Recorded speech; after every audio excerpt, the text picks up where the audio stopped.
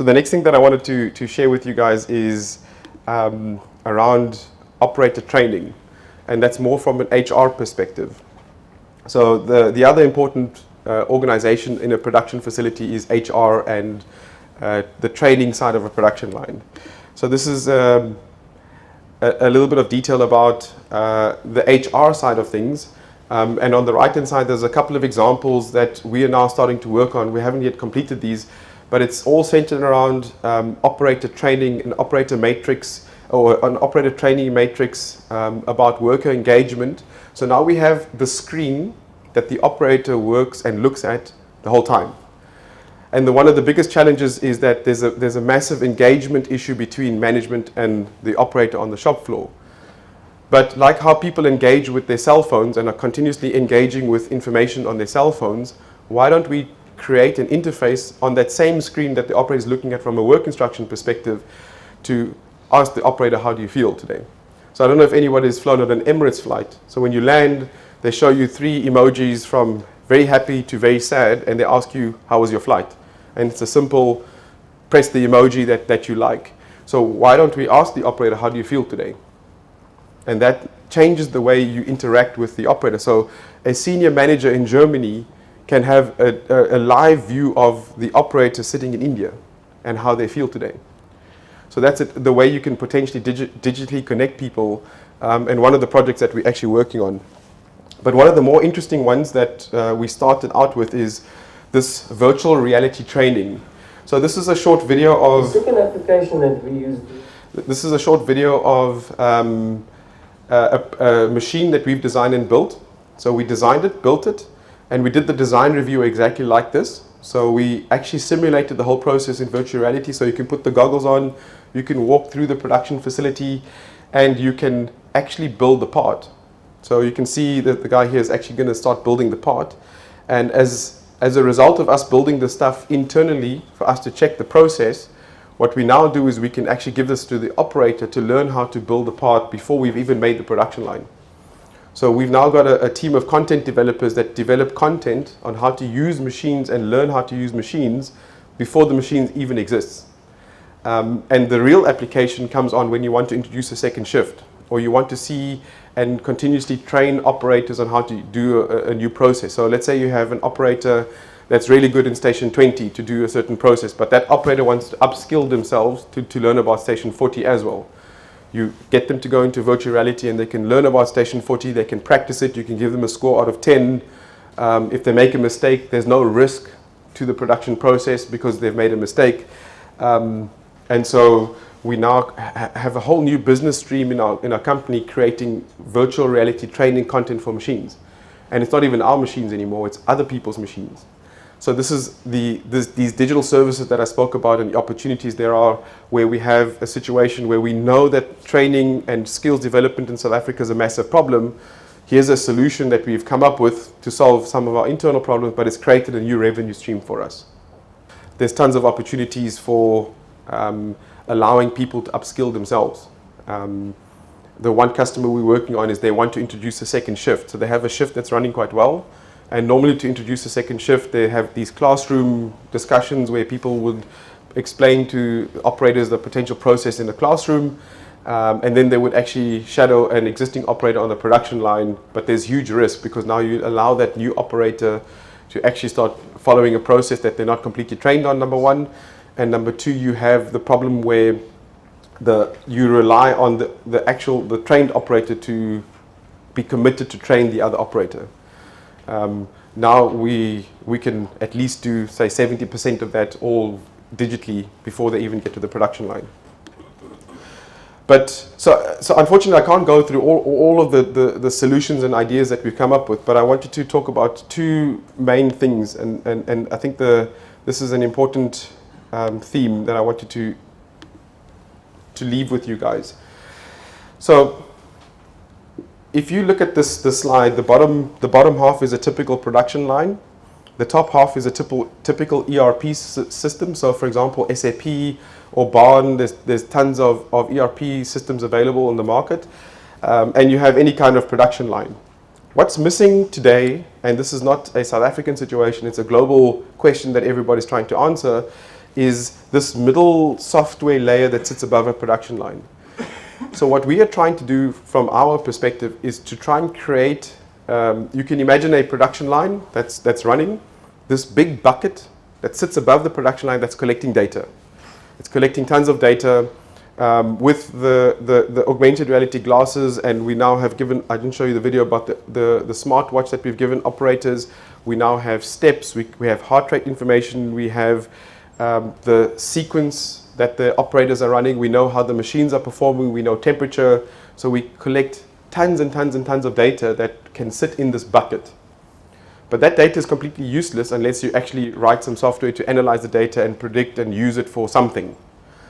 And what we've realized over the last sort of 12 months is that we are starting to collect lots of data, but we are not the right people to actually analyze it and write the software to actually bring value to the customer. So what we are busy building at the moment is what we call an app developer portal. So what that means is we're creating an interface for third-party people to have sight of the data and create their own apps using the data we collect. And the example that I want to give you is Development Hub. So Development Hub is a young guy, his name is Odwa, it's a startup. He's basically a two-man show, and he's a programmer.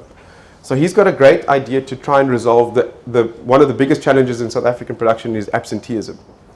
So what happens is on a Monday morning you want to start the production line, and I don't know, 2 people haven't pitched up for work. It's a massive problem, and funny enough, it's not a South African problem only. It happens around the world, even in first world countries. So what his idea is that, okay, we have a training matrix, so we know which operators can work on what station. So let's say the operator for station 20 doesn't pitch up for work. He wants to create an app on the line supervisor's phone. So when that person doesn't pitch up for work, he says, okay, person at station 20 is not available for work. How do I rebalance my production line in an instant to see who can move to what station? And more importantly, who's available to come and work additional hours, because there's always people on standby. How do I see the 3 people on standby? What stations are they allowed to work on? What current operators do I have? How do I switch my production line around and phone that operator immediately to say, please come to work? So that's right now a manual process. So what happens is there's a mad scramble, they get the line running really slowly, and then by 10 o'clock the line supervisors are now trying to figure out who do I phone and trying to figure out how do I get the right people are they trained, are they not trained, are they allowed to work? So now Odwa is now developing an app to do that. But Odwa is a startup. How does he pitch his idea to VW? He doesn't know much about production lines or the engineering side of the production line. He's got a very low chance of actually being successful in selling his app. But together with us, we have this ecosystem that we're building that's collecting the data that he needs anyway.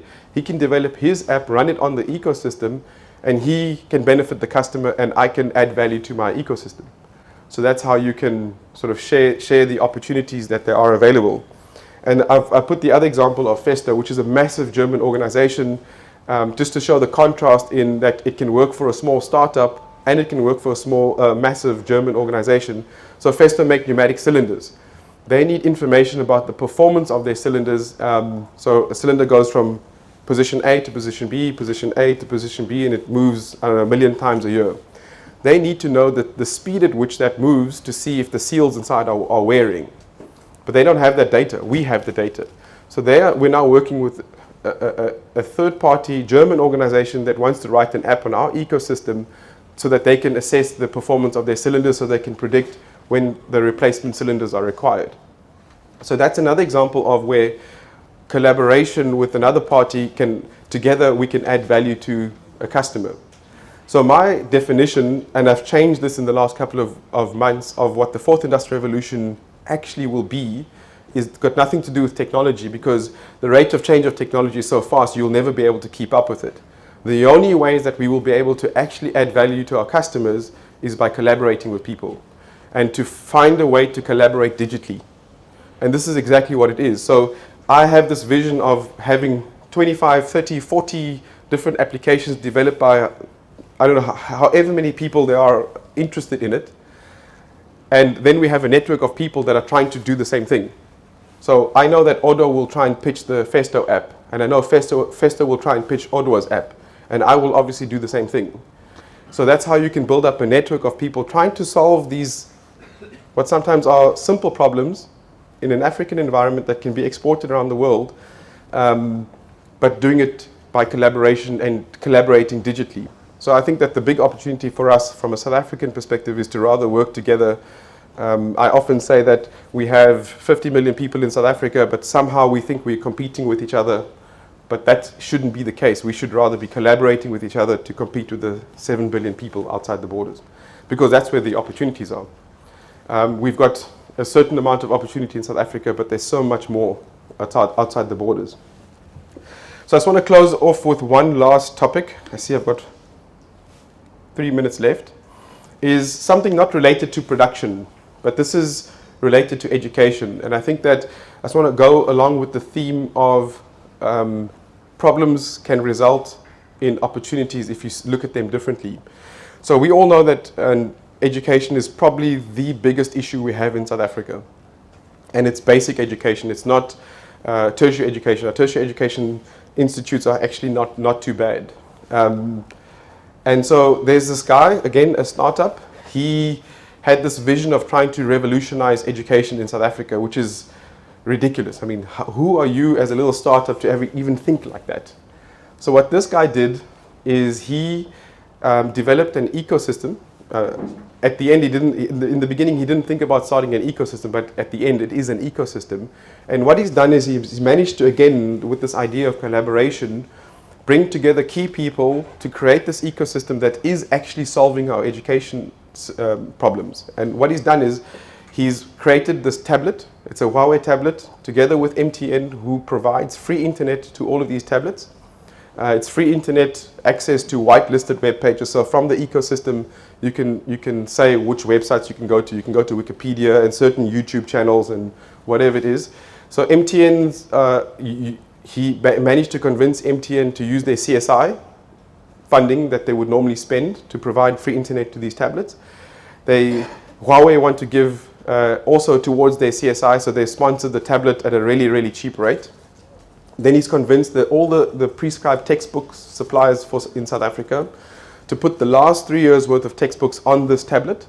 So now there's a tablet, it has access to the internet, it has all the textbooks that a child needs that's prescribed by the government for the last 3 years worth of school, and he's got this tablet. The crazy thing is, as a result of his collaboration and him managing to convince people to do these things, plus some clever software in the background, that tablet now costs 2,000 Rand with all of that included for 3 years.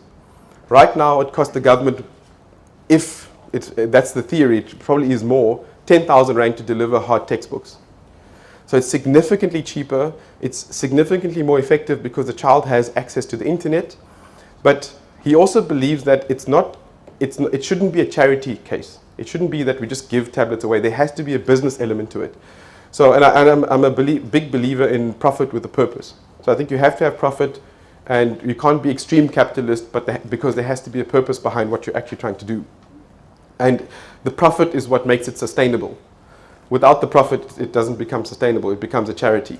So what he's also now built into it is this idea that, so right now they have 2,000 children, and I'll show you the video of some of the kids that have the tablets. So he's rolling out the pilot.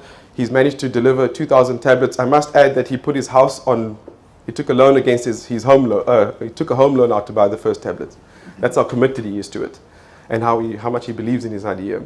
And now he's managed to get sponsors from different banks and et cetera, to deliver just over 2,000 tablets to these kids. And the way his ideas to make it profitable are also all about collaboration. So obviously what you want to do is you don't want to advertise to children. That's not right. You don't want to put adverts like how you see on YouTube and Facebook, you have all these adverts. But you want to make positive social messaging available to those children. So for example, if Standard Bank want to improve their brand, they can create a personal finance educational app, right? So they want to now, imagine now this thing rolls out, there's 10 million children that have poor education in South Africa. Let's just pick 2 million as an example. So imagine 2 million children have these tablets at 2,000 Rand, and Standard Bank want to, at an instant, deliver their app about personal finance to 2 million kids by clicking a few buttons. That improves their brand. That the chance of that child actually moving to, when they start earning money, to a Standard Bank is much higher. So Standard Bank are willing to pay for that. It's massive, massive marketing for them. So they would then redirect their marketing budget to, instead of these adverts that you see on TV, to creating this app, pay for the app to be deployed to 2 million kids. You educate a child on how to learn about finance. Standard Bank improve their brand, and it's a win-win situation. And so there's profit that's being driven into buy more tablets. The other example that is very, very interesting is this world of artificial intelligence and learning. So the real power behind the system is that you can now start to understand individual children's performance. So if a child goes through the exercises in geography and maths, for example, and you find the child is strong in maths, you can send extra tutorials, extra videos, extra courses for maths to promote the skill that child probably has in maths. And if they're weak in geography, and then you can then tailor now a lower level tutorial on geography to help the child move forward in terms of geography. So now you create individual learning for every single child you have in South Africa, because it's driven by AI and big data analysis. You don't have to have people creating their own tutorials. The software creates tutorials based on the child's performance. So those kind of ideas and concepts are all theoretical globally, but we have a solution in South Africa that can actually do that. So again, along the same theme of African problems, African solution can solve the world's problems. And that, if he gets it right, and I'm pretty sure he will not just change South African education, it'll change global education. So here's some pictures. So if you remember part of the presidential address last year, he talked about giving everyone a tablet. Lucky for us, the timing was perfect. And so part of the election race, our president gave away 150 tablets. So this is the video of that.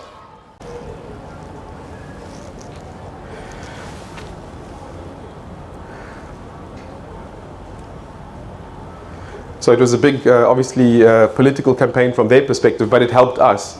It helped promote the idea. It also pushed this is in the Free State, the local government in the Free State, to actually deliver the tablets and pay for the tablets because they had to.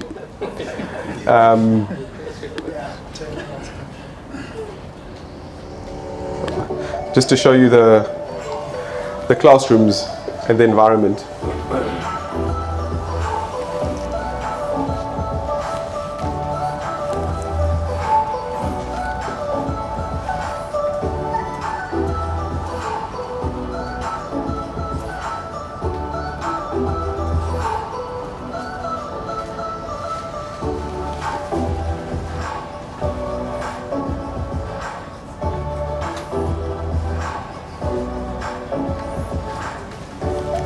So as the video plays, I just wanted to share with you two stories that came out of it as my last thing. It just came to my mind. So the data that we've collected from the tablet so far reveals some interesting information. The most common use of the tablet is just on but no interaction. And we couldn't understand why. Why is the tablet on but there's no interaction with it? It's because the children are using it as a light to do the homework. That's the first piece of data. That already tells you the status. It wasn't an intended output, but that's the status. The other one was we found that because the internet is, the device is a closed system. You can't access the internet. It's specific websites that are allowed to be seen on the device. But there were two instances where a child managed to crack the device. So how he did it was pretty clever. So just as at the end of the story is that he now works for the company. But what he did was he went, there's these cell phone shops close to where he lives. So he went to the cell phone shops and he said to them, listen, how much is it going to cost to crack this device? These guys, I think it was a Pakistani guy, and he now put his cable in and I don't know what he did, and he managed to crack the device, go into the back end, and now the tablet had access to the internet, normal internet. So the Pakistani guy said, listen, I'll charge you $200 for this. So he said, okay, no problem. So now he went to school, started a business, and started selling for 300 Rand to crack everyone's device. But that just shows you the talent that's available. Maybe a little bit misdirected, but the opportunity, if you can direct that entrepreneurial mind in the right direction, that person could be the next Mark Zuckerberg. You know, so that's the kind of like data that we're starting to get out of the device that we never thought we would get before. Yeah, and that's the end of my story. Thank you.